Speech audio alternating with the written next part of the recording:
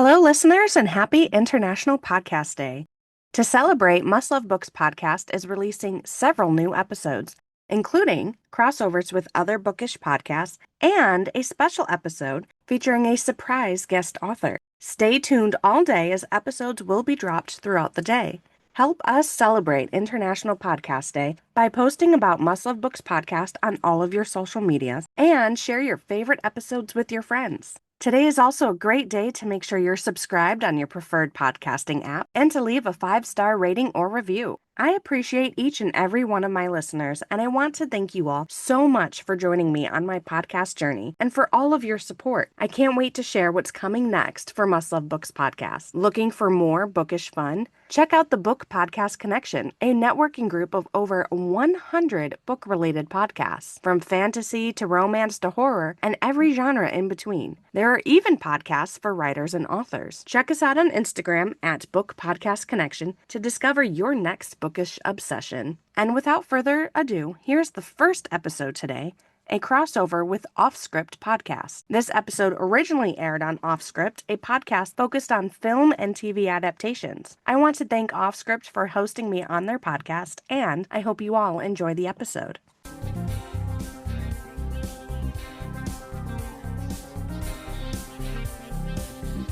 Hi guys, I'm Bree. And I'm Allie. This is Offscript. If you think about it, books are potential scripts for movies. When this adaptation happens, typically it's disappointing because they went off script. In this series, we will be talking about how off script they went.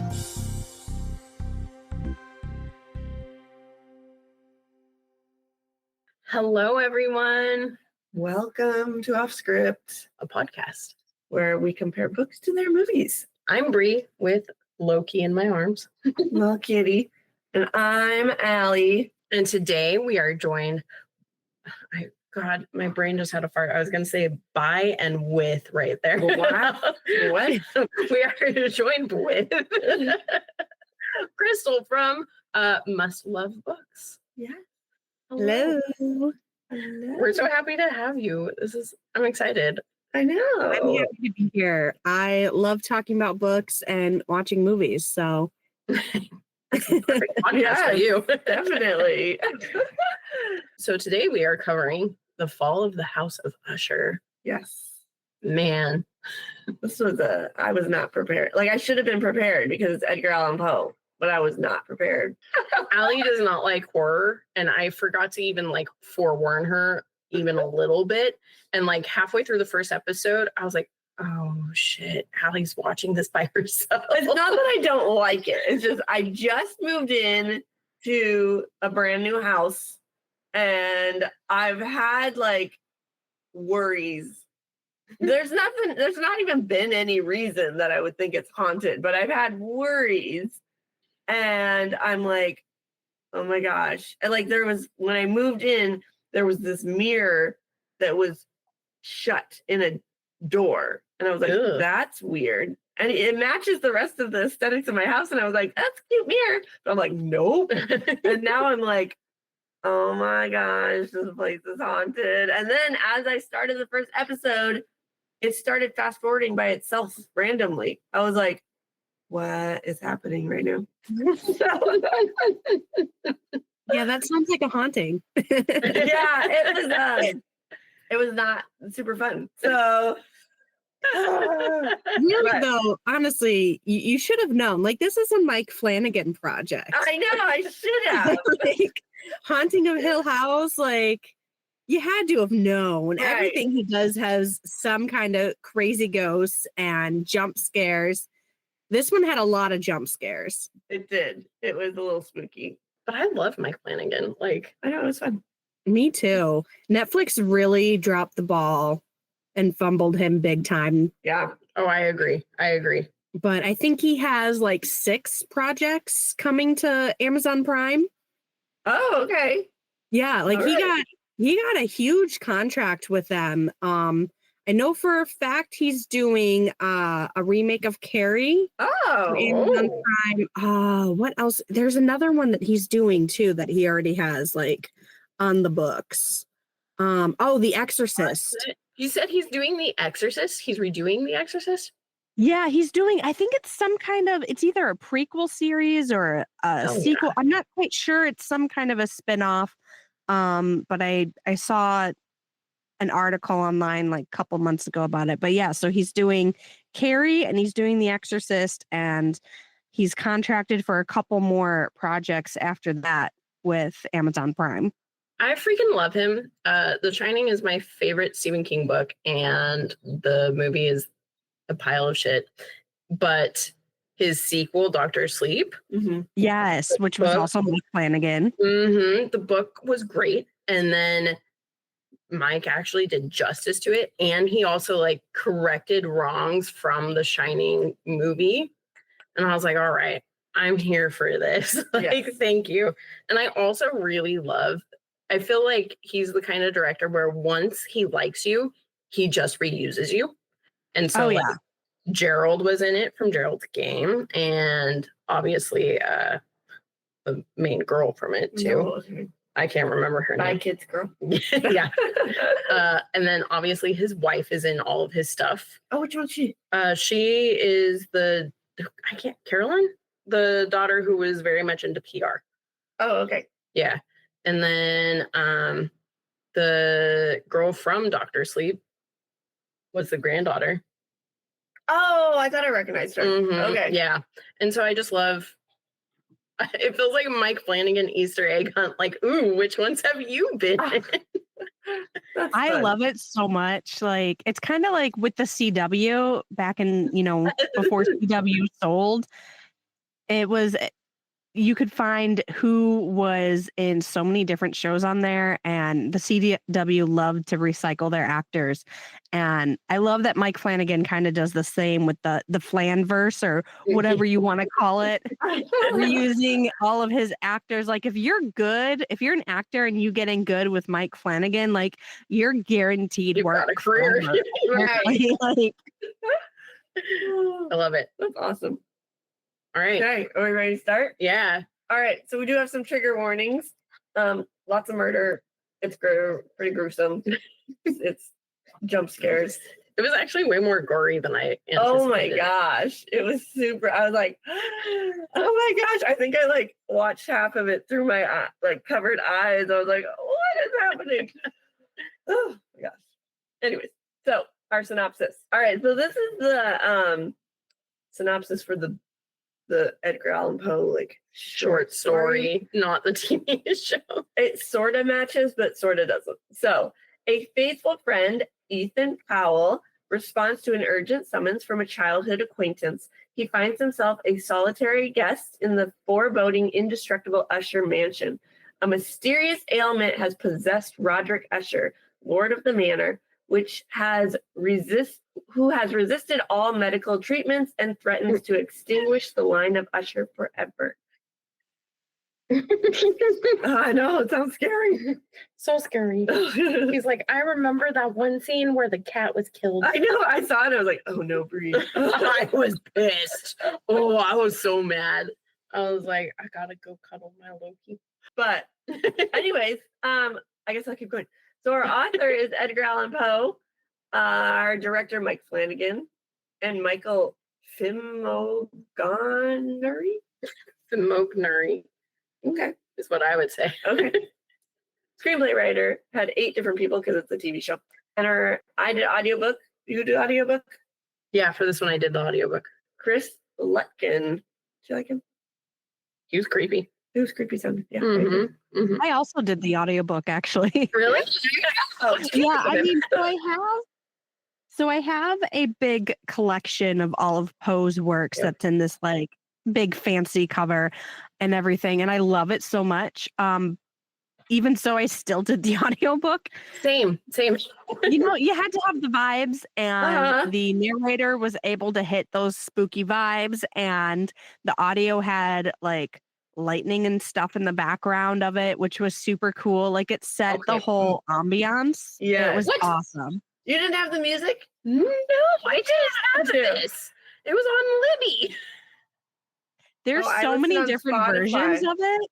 Oh no, I just got a dude who was creepy sounding and was like, "Ooh, blah, blah, blah." I didn't get audio. What? I mean, it was just music at the beginning, kind of, and trailing off at the end. No, But bummer. I did not get that one.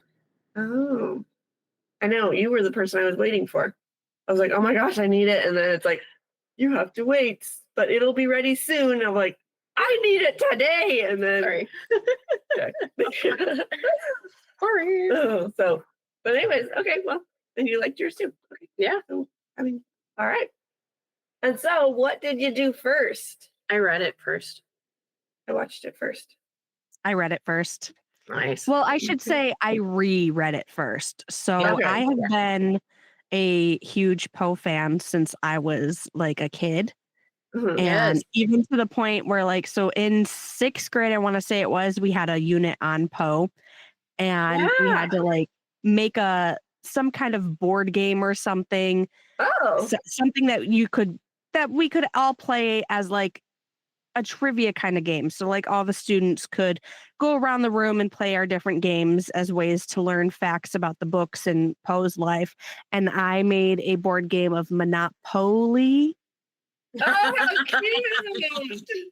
Yes. And it was my favorite school project for like years. And I've just been a huge fan ever since.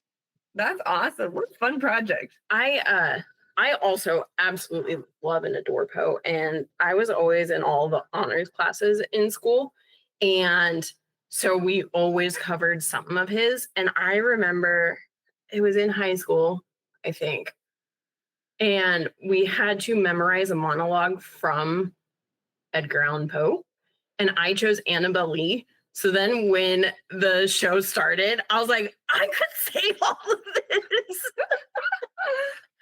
It was amazing. But yeah, I didn't get to make a fun board game. I just had to memorize his freaking poems. The only one I've ever read was the Raven one. Yeah, that makes sense. That's his most popular one. Yeah. So I know that Poe is like creepy and like dark and all that. No. But- Oh, my favorite part of the show. Now I'm basically just jumping into our let's talk about the show. But my favorite part of the show was all of the Poe Easter eggs. Oh yeah, that's And what like all my totally- fun facts are. And I love that like each kid died by a way of one of his poems. And I was like, yes. Oh, that's cool. Well, So if there you you've only read The Raven, you actually really missed a lot Yeah, of in the Easter show. eggs and everything in the Yeah. show, because this is not just the fall of the House of Usher. Each No. episode is based on a different Poe story, which going Oh. into it I didn't realize, Same. and I love that. So like every single of those episode titles is another title of one of his books, or one of his short stories, I should say. That's cool. Yeah, that was So you actually have to go through and read a lot of other ones now too. Yeah, apparently. I think like halfway through the TV show, I realized, I was like, I don't think Allie even realizes that all of these are Edgar I Allan Poe. realized the Raven. So I was like, that's an Edgar Allan Poe thing.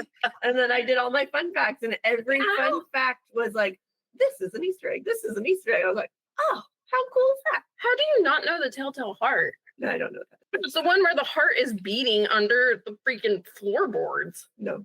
Oh. No, I only know the Raven. So that Okay. was not Well, our even next covered. question is what are our initial thoughts like of just the story, the show, the book, just Edgar Allan Poe? What are we thinking?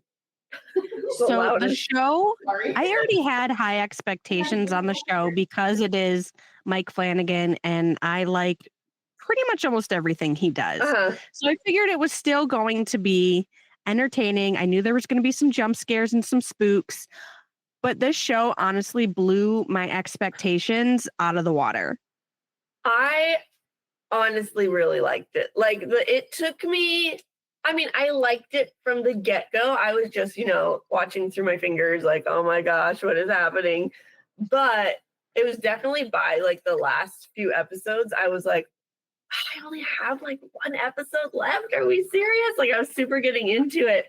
And but they did jump scares and like the gore and horror so well. Like, you know, a lot of the times, like, I don't know, like the Saw movies, like it's above and beyond, like, why? That's not needed. Or like some horror movies, it's like every second is a jump scare type of thing. This one was so well done. Ouch. The treats didn't keep him away for long.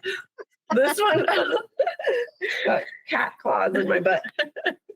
This one was so well done that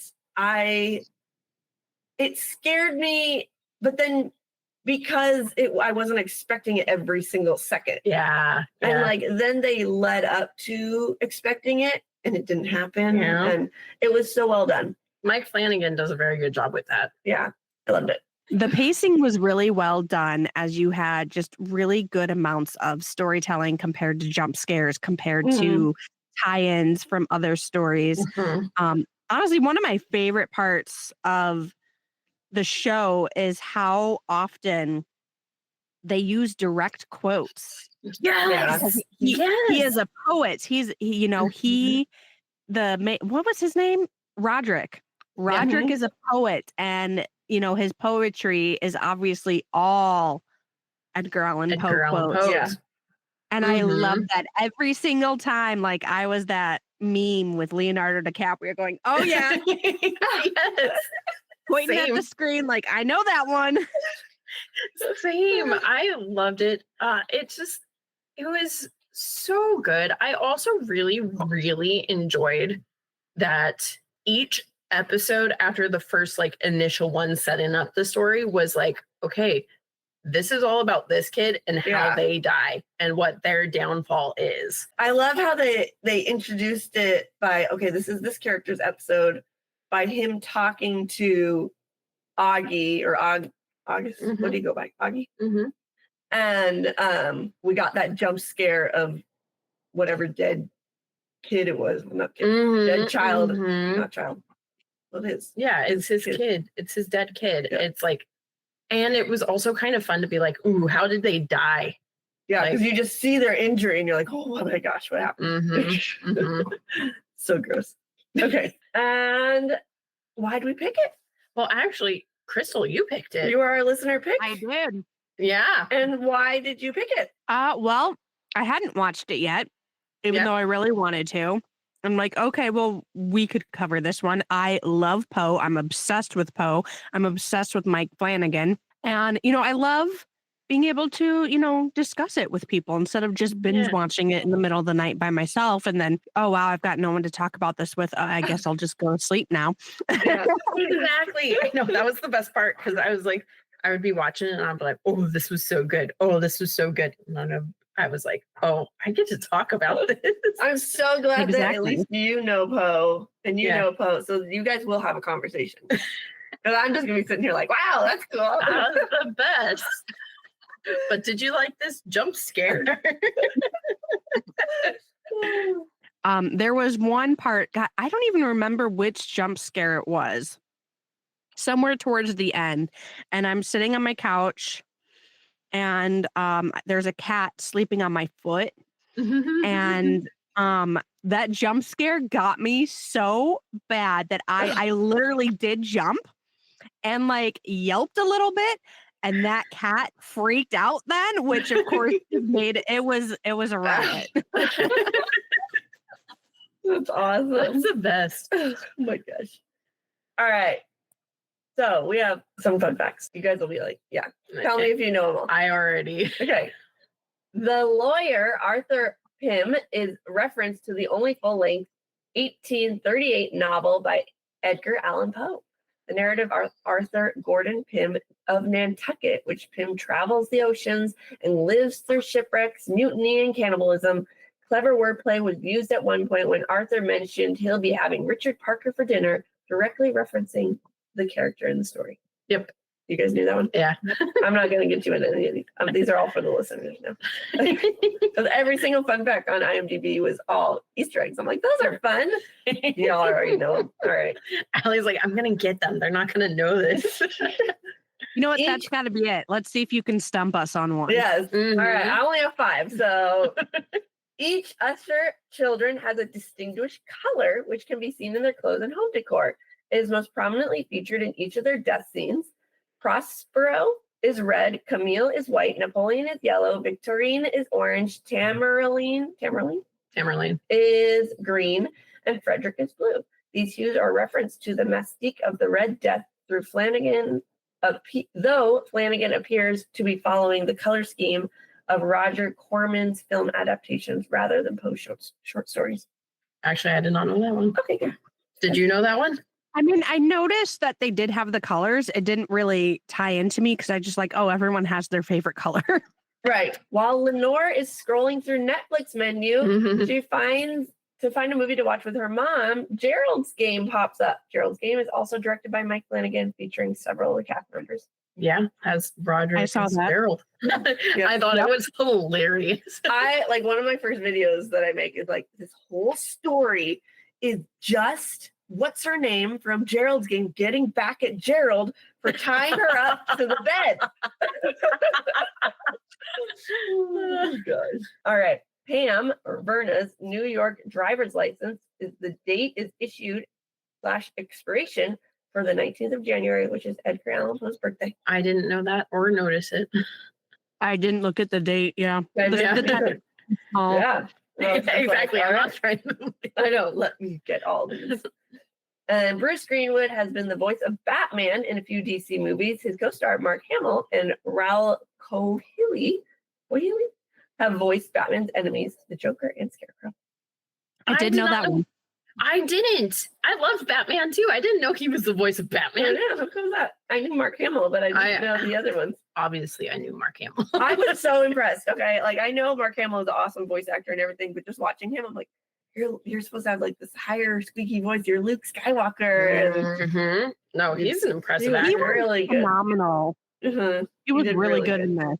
Yep. All right, now we're doing comparisons, and I literally have the last 20 minutes of the entire series because that's all the book is. So I don't know how we want to do this. Maybe let's just talk about the show. Okay. Because the show is literally Roderick Usher. Do you want me to do the last 20 minutes? Yeah, maybe actually start from there because then we can be like, this is what the build up show to was. it. Yeah. All right. So first difference is Ethan Powell changes to Augie something. Durin? I don't know, something like that. Augie D. Augie D. And oh, that's hilarious. I have a cousin named August Daniel. Oh, there you go. So I have a nephew named August Don. There you go. Meant to be. Everyone's Augie D. Augie D. Augie D. All right. So he's invited by Roderick. They used to be childhood friends or like previous years ago friends. And he's invited by Roderick to come to the Usher's house. His friend Roderick invited him, and Roderick is sort of like a hypochondriac now. He's like freaking out about things. Ethan's very confused at what's going on. He helps him do this burial sort of thing for his sister, and Roderick wanted to give her a proper ceremony, family Usher burial. And then during the night, something felt really off. Ethan woke up, and Roderick was there in his room freaking out. And here comes his sister all bloody. And she kills and attacks Roderick. And Ethan runs out of the house. And the house falls. Literally the last 20 minutes of the last episode. Well, when they say... Yep. So when they say the fall of the House of Usher, they don't just mean, the family is losing their power and influence and all their dirty laundry is getting aired out. They really do mean the physical house is falling. Yes, seriously. Yep. And basically the show is like, I love when shows or movies take a short story and add story to it to make it make sense. And do it in a way where you're not pissed, like, wow, this is all extra added crap. Like, they shouldn't have done this. Like, this was entertaining to watch. It was entertaining because Roderick is this mogul who finessed his way to be the top dog of a pharmaceutical company. Right. And essentially made a deal with the devil. And the devil was like, well, I'm going to, yes, sir. I've been wondering where he was. I was like, oh, he's finally calmed down. I don't know where he's at. He jump scared Allie. He's clawing me. Okay. And then basically the devil's like, well, at a certain time, I'm going to kill your whole entire family line if you want to get away with this. And he's like, yeah, I do. Right? It's such a dick move. I know. It's like, because she's like, you'll have many, she worded it like, the devil would. Many happy years and like very happy and life. Like, you're going to have so much family. Yes. Money and wealth. And yeah. I thought it was so sad when she had to kill off Lenore. I was glad she did it not. Cried. Yes. I'm glad she did it not gruesome. I was like, she can't do it gruesome. I was also glad that she like sat down with her and was like, hey, so you saved your mom, and because of this, your mom's going to go and do this and save millions of people's lives. And I want you to know that's because of you. Yeah. But I have to kill you. It's the deal. Sorry. You'll back out of it. I had been hoping that she was either adopted or mom had an affair and she wasn't actually an usher. Like I was crossed my fingers and hoping and praying that she was not actually an usher by blood. Yeah. What's hilarious is I didn't even like the whole entire time I'm watching this. I know that all of his family has to die. In my head, I was like, granddaughter's fine and safe until that scene. And then I sat there and I was like, oh, please. I hope she's not an usher. I hope this is like her sitting down to be like, guess what? Daddy's not your dad. You didn't get it at the very beginning of the episode when they heard knocking and he's like, that's Lenore. Oh, no. Oh. I was like, I don't know what I thought. No. So the whole episode, I was dreading how she was going to die. I was like, no, please let it be kind. I don't want to watch this little girl get her guts ripped out. Well, what I thought was hilarious was I kind of thought that it was going to be, like you said, mom had an affair with someone. But my brain immediately went to, oh, she did have an actual affair with Perry. And then I was like, oh, she would still be an usher. Maybe that is what happened. I did like how Verna, aka Death, I like how she did at least try to save the wait staff from the party. And she did try to save the mother as well. Telling her to leave, and she didn't listen, but she didn't take her soul. She survived. Yeah. But then everything that happened to her after was just gruesome. I know. Frederick, whatever his name is. Yes.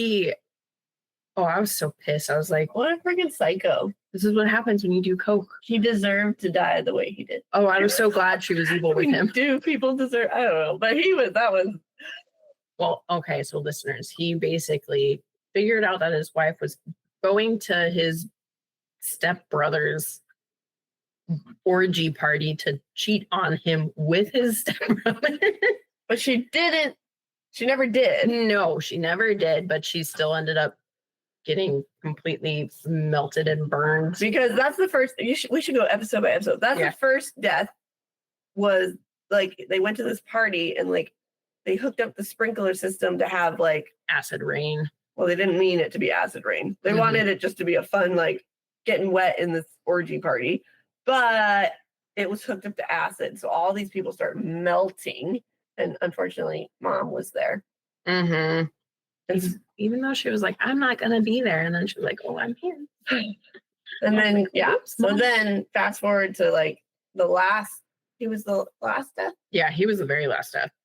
Which was even worse because then it almost dragged that out. So then we just see how cruel he's getting with his wife. I was like, oh. Because he became psychotic with her because he found out she went to this party. And then eventually he even pulled her teeth out as she's like covered in bandages because she's healing from burns. And then he died by the pendulum. Yeah. Slicing his, which is also one of my favorite poems from Poe. I was so excited, but I was also like, this is about to be fucking gross. That was every time a death scene came, I was like, okay, I know it's coming. I literally had to be on my phone saved me. I was paying attention and then like distracted at the same time because every jump scare, I was like, okay, I need to prepare myself. And so like I jumped because I heard the bangs or whatever. And then I like looked up at the screen and I was like, oh my gosh. But what was the second death? Was that Camille? Or whatever her name is, the PR girl?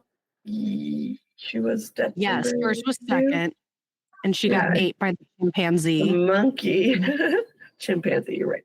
That was intense, especially like when he took the picture and it flashed and it was the monkey. I wasn't prepared for that. That scared me. I was like, oh shit, this is gonna be even worse than we thought. Because the other sister is doing medical crap on these poor little monkeys. That made me so sad. I was like, oh, I also, it was a weird situation with the what's her name, Veronica. Victorine. Victorine, you're right. Yeah. Victorine.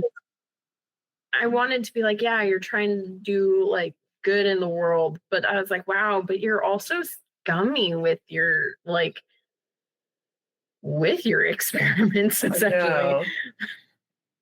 So the next one was the black cat.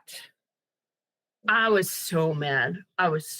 First off, this dude, hilariously, I was trying to figure out if he really loved his partner, because the first episode he's getting a blowjob from a chick, and then in walks his partner who's like, "Hi, honey, I'm here." Yeah. I was like, he's like, "Oh, you gotta go. You might be bi, maybe, or something, but you're kind of a dick to your partner." And then his partner had this cute little Pluto. She was kitty cat. The cutest little cat ever.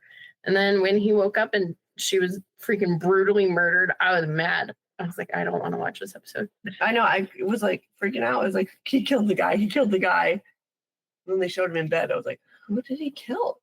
And then it was a whole secret window situation. But with a cat. Yeah. I was actually, I think I wanted to stop watching. And then I was like, we're following you. You're who's dying. I can't wait to see how you die. Oh my gosh. He died crazy. Like that one was a good one because like you thought he was going to die so many different ways. Yeah. And then he ended up running off the balcony. Oh, that was insane. Yeah, I definitely thought the cat was going to maul him to death. Yes. But I guess that death would have been too similar to the chimpanzee death. Right. So, That's true. That's actually a good point because I also thought that. Oh, I was mad. So bad for his partner, though. Oh my god! No. Yeah. I think my favorite part of that episode too was because as we are following him, he's getting more and more crazy, and he sees this cat bringing him all these dead animals, and then the cat's hiding in the wall. So he takes this Thor hammer and is just going crazy. But then the last scene of that episode is going to all of the scenes where he had been with the hammer, and the walls are fine. And then you go to the tub where he had put all of the dead trophies from the cat, and there's nothing there. I was like, oh, so you're sitting here like, no wonder your partner thought you were super doped up on drugs, because you're like, oh, this cat's crazy, this is happening and this is happening, and then there's nothing. And that's how everybody was basically. Mm-hmm. Oh, it's psycho. The next one was the Telltale Heart, which was a chimpanzee experimenter girl trying to fix people's hearts. What's funny is the whole episode she's hearing this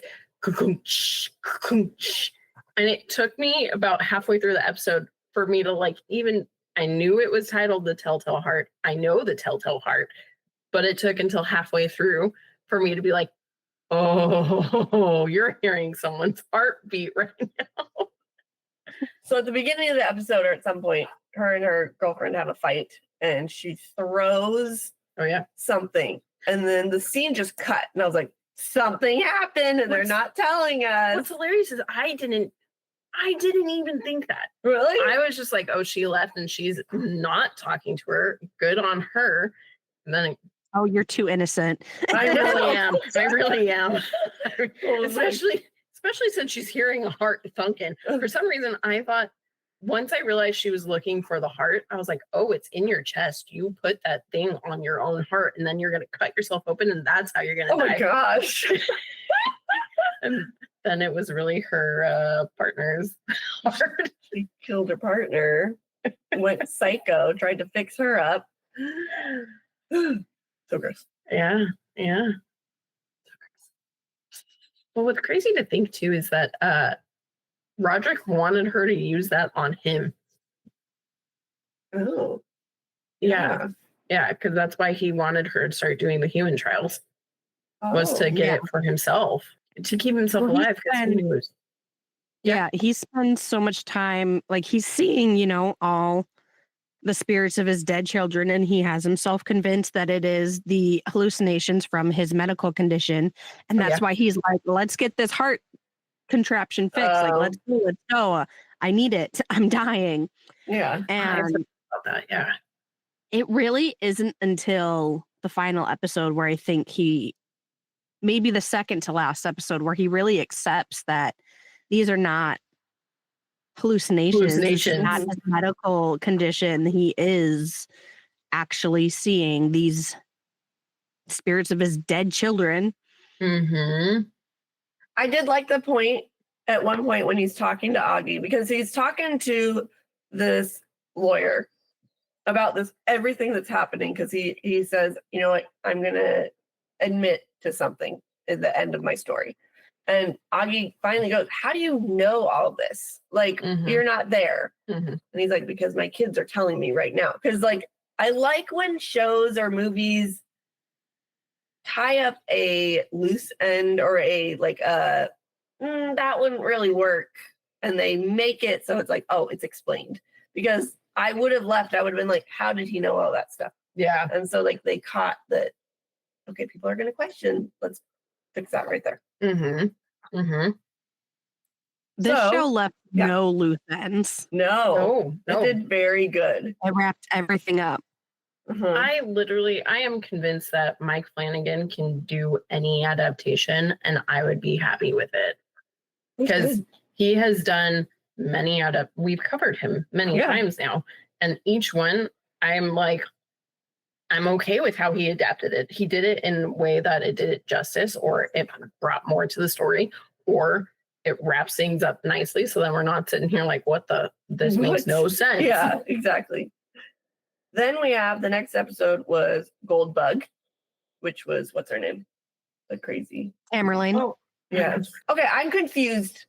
So she just pays women to come and pretend to be her? Sex with her husband, yeah. Did they officially have sex, or it was just the flirty part? No, I'm pretty positive that they have sex. That was the weirdest thing. I was like, what is happening right now? Why should you do that?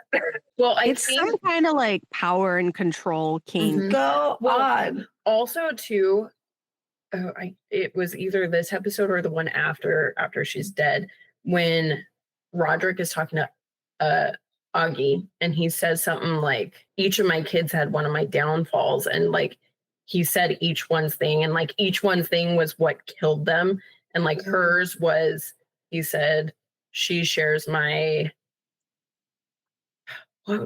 he said it so good, but it was basically like he can't get intimate with someone. Like he's afraid of the intimacy, and that's why he's always just going and sleeping with people and not really having an actual relationship. Yeah. And so I think that's part of it. I think she wanted someone to be her partner, but I think she didn't want to be with them on an intimate level because she was afraid. That makes sense. She was crazy. She was psycho. Yeah, They were all a little... I'm glad that they were all psycho, because I didn't feel as bad when they all died. Yeah, I know. Well, what's funny, they did a really good job too with each kid's storyline, making it just seem like just that one kid was crazy. So then you were feeling bad for all the other kids. But then you would get to the next person and they would go into their story and their personality, and you'd be like, wow, you're also a dick.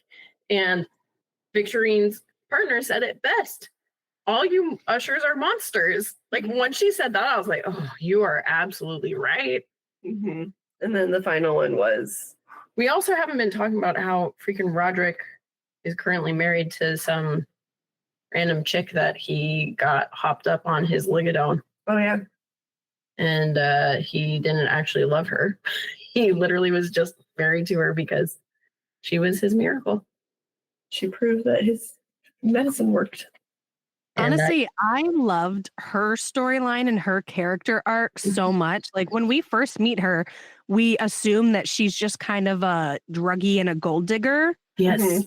Who's there with this, old dude for his money and free and easy access to the Ligadone because she's clearly extremely addicted to it, that she's on such high levels.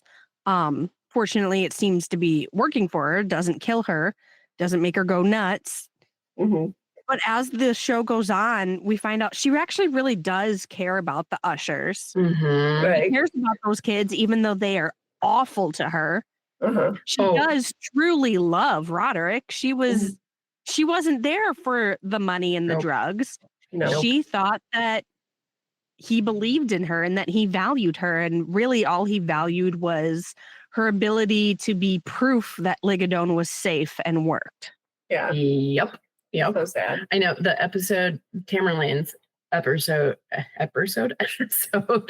when she's like, keeps looking out in the audience and is like, why are you here? And then Juno's the one who's like, I'm here because I'm proud of you. I'm proud of you. Yeah, right? so sweet. You love these kids like they're your own and they don't even. When she chucks whatever she threw at her. Yeah. The box. When she threw at her. Knocked her out. I thought she was going to kill her. The microphone, I think, right? Oh, I thought she was yeah. going to be dead. I thought that was going to kill her. I mean, we just watched Victorine's like 5 other partner. deaths. Yes. And then we had the pit and the pendulum we talked about. And then the Raven was the last one. And that's where our story comes in. Yeah.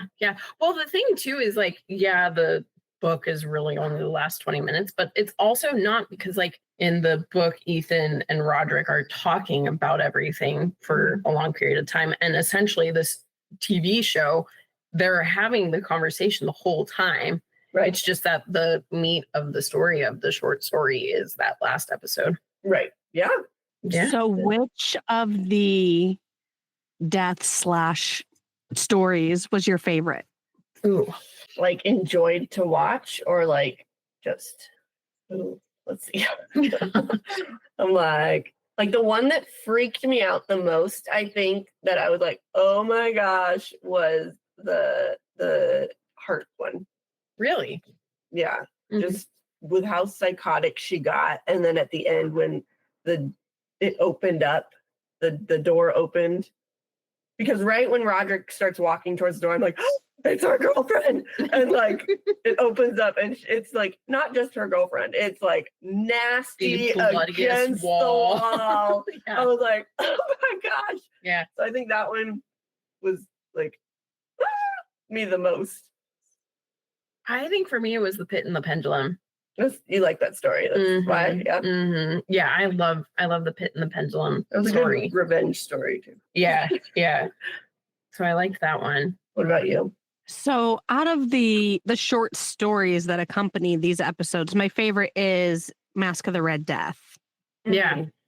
But I think the biggest twist that I liked in regards to the deaths was the Cask of Amontillado, which was the death of his boss in the 1970s. Oh yeah, we didn't even talk about that. Drugged him. Yeah, we didn't, because it wasn't technically, it wasn't, one of the main deaths of the show, but it is still a Poe story. And I knew it was going to come in at some point when we saw the wall a couple of times and we heard the jingling. I kind of thought maybe Roderick's first wife was in there. I did too, actually. I thought it was going to be Annabelle Lee. Until they were going after the boss and they bought him a bottle of wine and he called it Amontillado. And I'm like, you're still going to deserve getting locked up behind that brick wall. And then they kept playing the song Another Brick in the Wall, which was cracking me up. I mean, a little on the nose, but I was loving it. It was the best. I actually really loved that. I also because so there's a whole backstory with this show where Roderick is basically working for this shit company and August is trying to get the shit company ixnayed, basically. And at first Roderick is like, yeah, August, I'll help you. But then he flips and is like, nope. I'm during helping. the trial. Yeah, that part pissed me off. I was like, oh, dude, you were going to do so good. But then when they started breaking in the guy, I was like, I hope that August is realizing, like, okay, you did this to help yourself, like to make sure that you were set for life. But you also did the right thing by killing the dude. The right thing. The lawyer. It is always the right thing to brick somebody up behind a wall, for sure. Always. Oh my gosh. But yeah, I mean, I actually did like that one. That one wasn't gruesome. It was just like it was satisfying. It was probably the least gruesome, with the exception of Lenore, but it was like the least gruesome death. Yeah. Of the show, yeah. Well, you know what's funny? Yeah. You know what's funny? That's the only death that's really caused by the Roderick and Madeline. So that wasn't even really like death. Unless you count just because they said yes. That's true. Then all of them were. True. But yes, it was the only one they actually. The one that he is probably why. Knowingly and consciously responsible for. Yeah, which is probably why it wasn't as gruesome. Yeah, probably. I know. I liked that when Death had to kill Lenore. She was like, you know what? There's lots of parts of my job I like. And then when she was laying down with Frederick. Yeah. But she's laying down with him. She's like, I could have done this anyway. You know, it's been really easy to just have you overdose or have a heart attack. But she's like, this is so much more satisfying since you took her teeth out. And she's just laying there. And I was like, so awesome. Verna, aka Death, has such a strong sense of justice and vengeance in this show that added like so much dimension that I really liked to her character. She was the best part of the show. She was so fun to watch, and I loved how well she changed to different characters. She was an older lady. She was like the hip bartender. She was, the wait staff. She was someone going for a heart surgery who was like meek and like, oh yeah, I don't know if I can. She did very good. That must have been so fun. So many different characters in this show. I kind of want to go back and count all the different characters. Yeah. I mean, they're all Verna. They're all her. But she has different personalities. She looks different. She speaks different. Some of them have accents.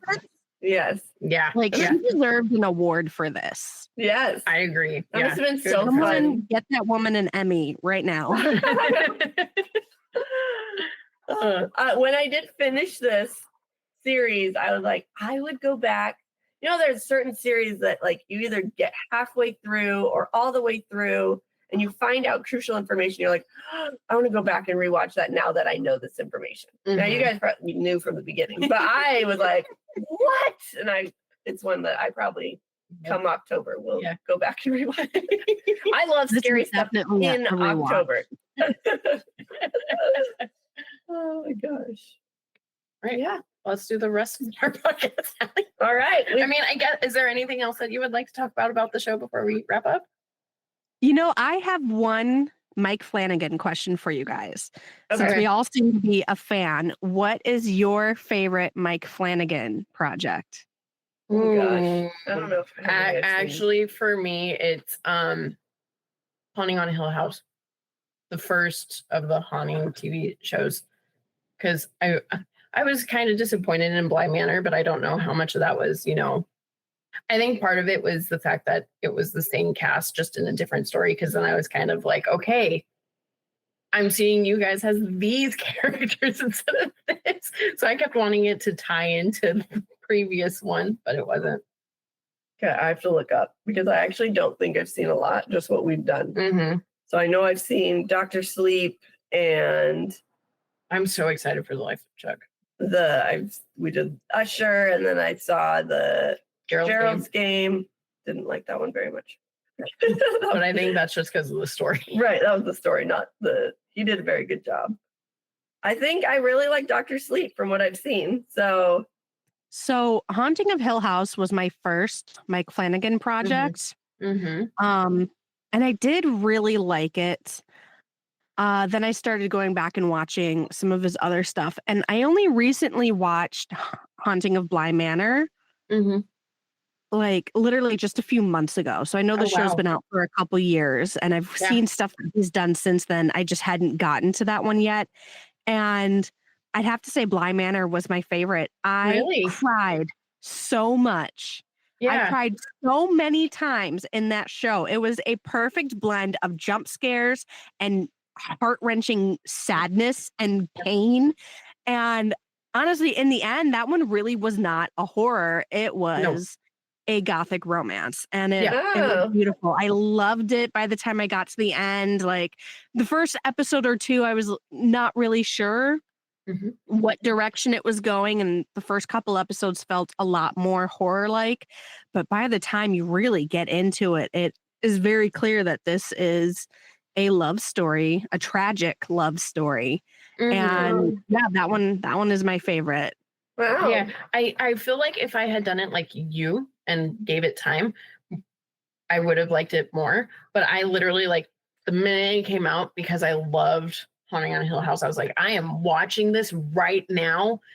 And then I was like, oh, this is not like the last one.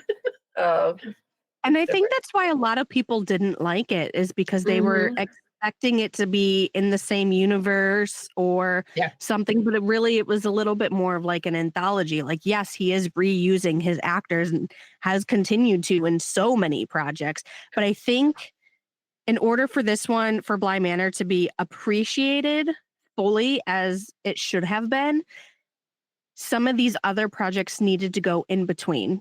Oh, absolutely. Yeah, I think that would have been much better.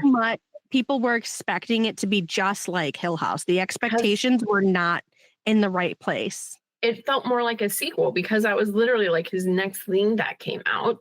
And so I was like, duh, here it is. And like, I think, if I'm remembering correctly, I feel like when they were promoting it, they did try to be like, this is going to be like American Horror Story, where yes, it's the same actors, but it's a whole different story. But then I was still stuck on like, okay, but American Horror Story always has like that horror story that's like driving it or something. And good God, Haunting on Hill House scared the shit out of me, and it's hard to scare me. So, oh no, yeah. Oh, okay. Oh my gosh. Well, awesome. I'd say out of all of his projects, Bly Manor is the one that made me cry the most. Wow. Oh, yeah, I could see that. Yeah. Okay.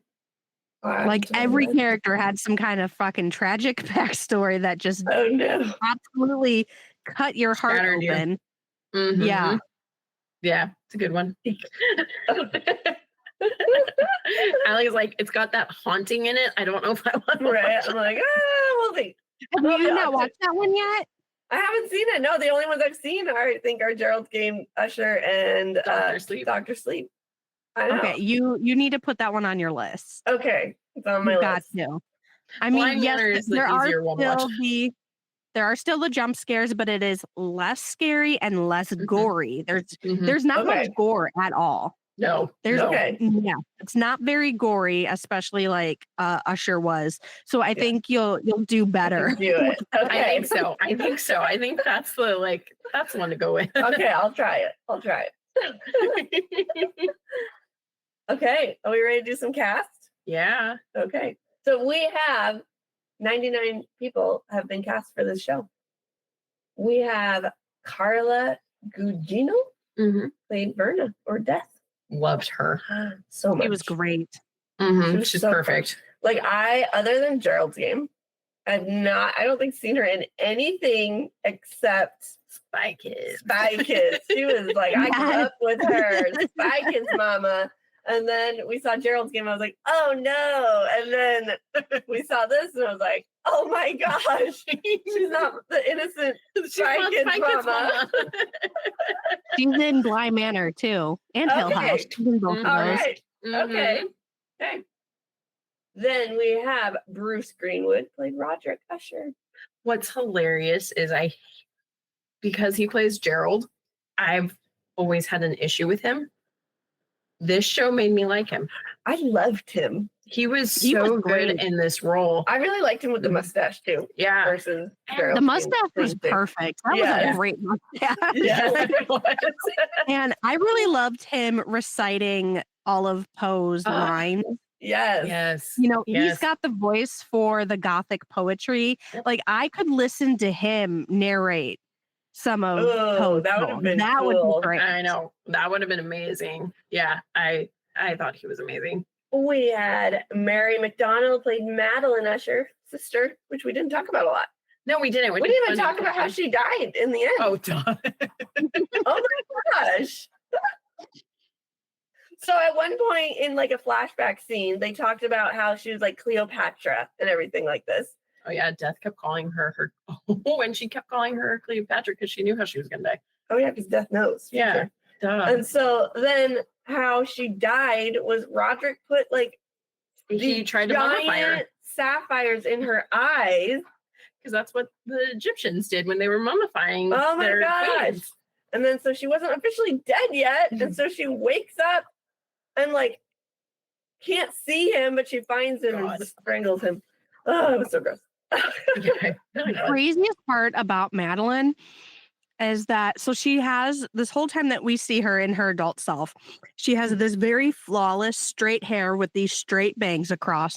Okay. Then when she goes to meet Verna in kind of she takes off this wig to reveal her gorgeous natural hair that is the exact same color and length as her wig. I'm like, what are you doing? Right. What I was so confused. I was like, wow, you just want to have bangs? Right. I was so confused because her hair, her like normal hair matched her like young self. Previous self, yeah. So she just trying to, I don't know.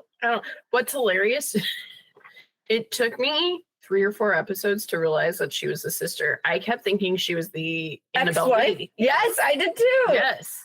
And then their relationship was kind of, I mean, it would not have surprised me if they crossed that line in the show because sometimes their relationship seemed a little too together. Yeah. Yep. Yeah, their relationship was very incestuous. I really thought there was a part of me in the flashback that thought, oh shit, she's been dead and she's a ghost.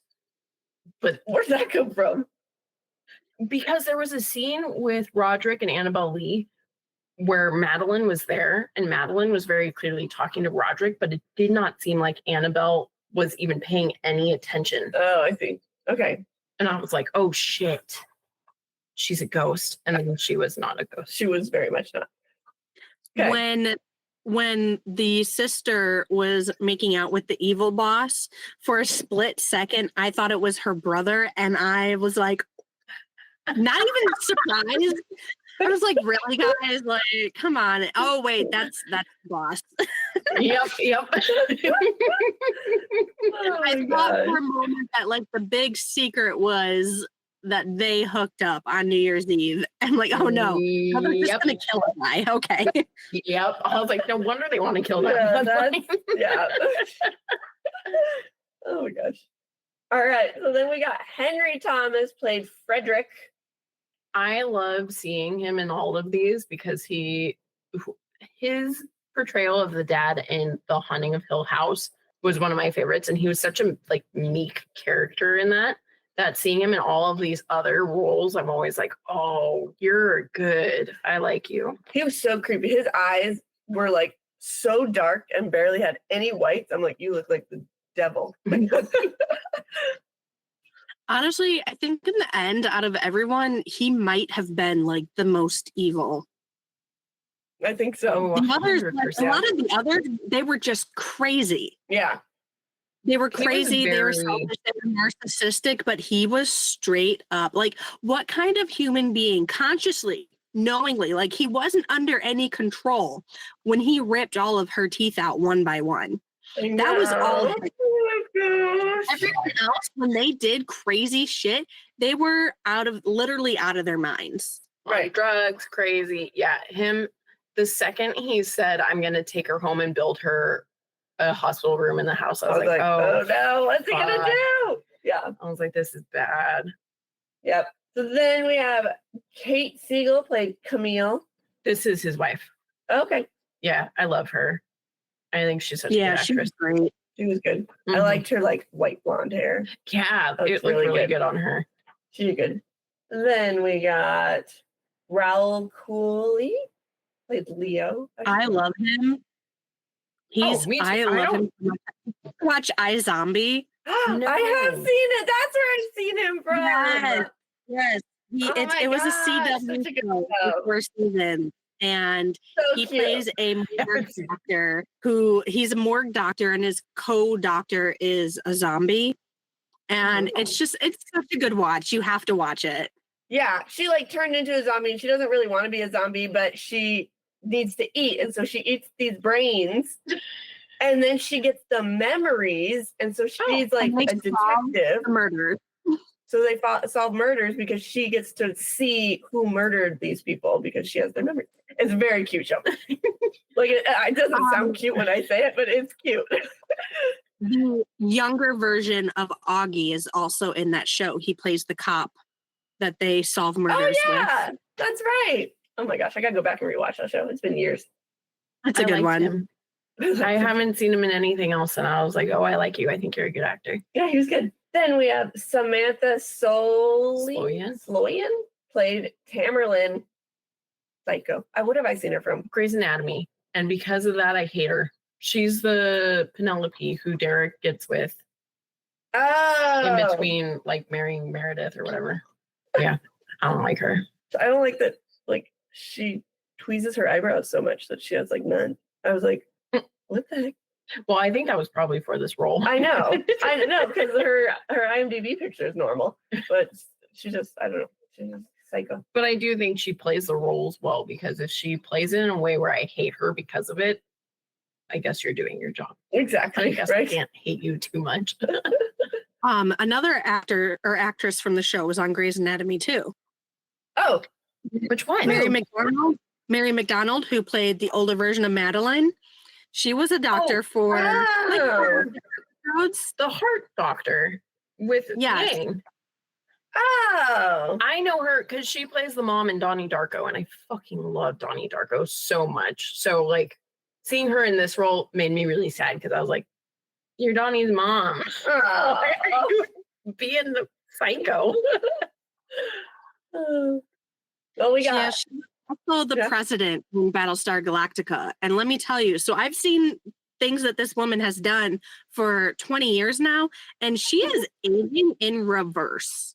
I feel like she is. She was great looking in this. So young. She looked so young in this show. I'm like, she's got to be up there. Like, she's got to be like 60 or 70 years old.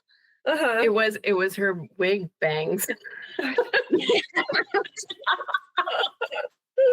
Oh my gosh. All right. Then we have Tania Miller, played Victorine. I was trying to figure out where I've seen her. I don't know. You can blind me. Thank you. I mean, I've seen her too. She did really good. We have Zach Gilford, played young Roderick. I loved him. I thought he did really good. I thought so too. I don't think he matched Bruce very good. Not very well.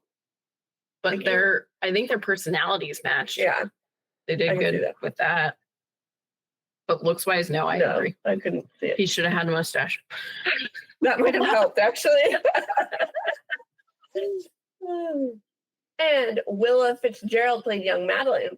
I think they look the same. Yeah, they could have matched. Really good with, yeah. Especially once the older Madeline took off her wig and they had the hairstyle. Yeah. Yes. Michael Trucco. Played Rufus the boss. He, like you said, I do think he looked a lot like young Roderick, so I kept getting them confused if they weren't in the scene together. But apart from that, I think he did good. We have Katie Parker, played Annabelle Lee. She was great. I liked her a lot. I felt so bad for her. I wish I knew what happened to her. Did they tell us? And I missed it. Yeah, she was at the funeral. Mm-hmm. And at first I thought she was convinced that he murdered her. I was too. I actually was too. Yeah, she was there. He murdered her. I thought she was too. Didn't she have, like, something stabbed out of her or something? No. Oh. No. No, she does point out that once he got rich and he got control over the company, obviously they got divorced at some point, and he Just took the kids and he got sole custody of the kids. So she she didn't have the money and power to fight back. So she has been without her children all these years. And the first time she reunited with them is at their funeral. That's so sad. Okay, we got. Oh, have fun with that. Okay. Sarian? Sapkuta played Perry Usher. He was like the first one that died, right? Yeah. Sid. Yeah. They really set the tone of the show with his death. Yeah. Oh, yeah, they did. I was not. That was the one that shocked me. Yeah. Mm-hmm. Yeah. I was like, why are they all screaming in water? And I was like, oh no, it's not water. That's what I thought too at first. I was like, what's going on? So I'm missing something. And then I like watched closer and I was like, oh. Yep. We got Ruth Codd played Juno. Again, I loved her in that. She's good. Mm-hmm. I love her little accent. Yeah. Scottish or Irish, whatever it was. Mm-hmm. And we have Kaylee Curran played Lenore. I think that's Kylie. Yep, that's Kylie. Mm-hmm. Yeah, she was so good, and I'm glad she did not get killed brutally. Yes, brutally. Yeah, her death. And it really goes to show that like she could have killed these people. Like she could have just gone and like, oh, you're all dead. Like here you go in your sleep. And she does say that at one point. Like I could do it in your sleep. It doesn't have to be like this, but you made it like this. Yeah, and she made everyone's death kind of correlate with their just awful, horrific behavior. Yes. Mm-hmm. Yeah. Loved it. We have Carl Lumbly played Augustine Dupin. That's what it was. Augie D. Augie D. He did so good, except for because of Dr. Sleep, I just see him as Dick. Yeah. So I'm like, Dick. Now we see him as Marcus Dixon in Alias. Oh, yeah. That was one of my shows. Oh, we have to do him. Gotta do Mark Hamill. Arthur Pym. Loved him. He was great in it. One scene I really loved that involves Arthur Pym was Verna makes him an offer. He refuses. He flat out tells them like, you're about to go to jail because they turned in all this evidence they collected on you, but I can make it go away and I can give you, a few years of peace and richness and everything. And he does not take the deal. I fucking love that. He's also like not a good person. Mm-hmm. Yeah. Mm-hmm. I was like, oh, look at the difference between the Ushers and you. Yeah. He's really good. He really, I think he looked at what was happening to the Ushers, and it wasn't out of fear or self-preservation. It was him actually coming to terms that he needs to pay the consequences for his actions, because he doesn't even fight in court. He doesn't, he walks up. He's like, yep. Okay, let's go. Okay. Yep. This is it. Yep. Plus, I just love seeing Luke Skywalker in anything. I know. First episode, I saw his face. I was like, Luke. I bet. All right. Okay. So is the book of is the theme of the book and the movie the same? Yeah. Yes, the themes are right on point. Yeah. Absolutely. Mm-hmm. Do the characters stay true? I mean, there were 3 characters. Well, I mean, all of them. I mean, to how I would envision Edgar Allan Poe writing about them, yes. But the fact that they're not in the book, no. Right. But they're all named after other characters in other stories. But their personalities don't necessarily line up with the other personalities of the stories. Yep. But I think because of how much, there is a lot from the stories that is pulled in. There's so much. So I'm still going to say yes, even though technically it's a no. Okay. Okay. Fair. And what do you prefer? Show or short story? I actually think I have to go with the show just because I loved all the Easter eggs of all of his other works within the show. I think that is a very unfair question, and how dare you? As a follow-up, I'd say the show was done extremely well. And, it wasn't just the fall of the House of Usher. It is all of his stories, which I wasn't expecting going into it. And, I figured that out pretty quickly on when we started off with Mask of the Red Death, one of my favorites. And so I was just very, very happy with it. Mm-hmm. Agreed. I also go show. It made me want to read, now that I know all his Easter eggs are in that. Because Easter eggs are my favorite thing. Like, that's my favorite thing about movies. And so it made me want to go read a bunch of his other work so I can. That's impressive. Watch him. She is not the bookworm of the podcast. It's me. So her saying she wants to go read Edgar Allan Poe of all people. I love Easter eggs, and I hate that I don't. Like, that's one of my favorite things. Like, when Wish came out, the Disney movie. Oh, yeah. And it had 100 years worth of Disney Easter eggs in it. Like, I just sat there and I was like, there's one. And so I love to be able to do that. So I want to go do that. I love it. An adaptation is good when it encourages people to read the original material. Yes. That's actually true. Yeah. Exactly. Mm-hmm. Awesome. All right. Recommend it to a friend? 100%. Yeah. I actually would. Absolutely. Yeah. I already have, actually. Yeah, good. I think all my friends have already watched it, but maybe I should tell them to go read it. Do it again. All right. Okay. Yeah. Awesome. Okay. Well, thank you. Do you want to promote Must Love Books? Yeah. So as we mentioned in the beginning of the episode, I am the host of Must Love Books podcast, where I feature authors that are indie authors, debut authors, and even some of our favorite best-selling authors. And we are also the home of the Something Smutty Book Club, if you're looking for something a little spicier and with a lot of laughs, because for our book club, we drink quite a bit of wine. Heck yeah. Before we even start recording. So it's just a riot. We also occasionally do game nights with the Something Smutty Book Club. Yeah, we did sometimes it's something like just Never Have I Ever. And we've done a couple episodes of that so far, which has been really fun. But we also try out some other games, like we did Romance versus the World, which is essentially the rules of Cards Against Humanity, but with romance novel tropes in general. Oh, that's amazing. That sounds fun. Yeah, it's super fun. So yeah, you can check out the podcast anywhere you get your podcasts. And outside of Must Love Books podcast, I'm also the organizer for the Book Podcast Connection. Yes. We love big shout out there. We now have over 100 book related podcasts. Wow. Group.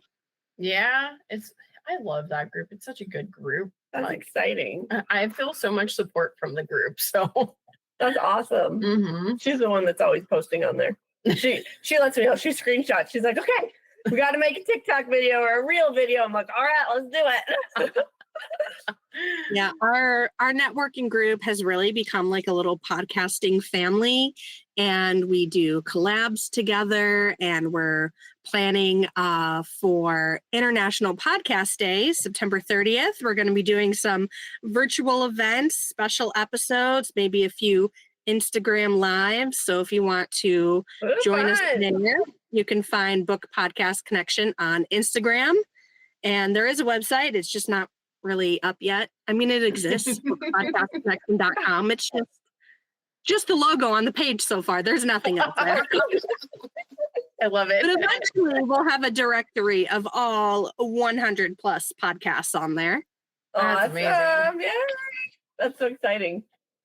Well, cool. Thank you so much for being on the podcast. This has been a blast. Yes. It's been so fun. Thank you for having me. I had a lot of fun, and I'm glad I finally sat down and watched the show, because I'd been meaning to for so long. Mm-hmm. And I literally waited until 3 days before we were recording to actually sit down and watch it. But I got through it in 2 days and been just dying to talk about it. So this was a lot of fun. Good. Yay. Well, thank you. Mm-hmm. Thank you, everyone, for listening. This has been Must Love Books. You can find us on Instagram, Facebook, and Patreon under @MustLoveBooksPodcast. Thank you and happy reading.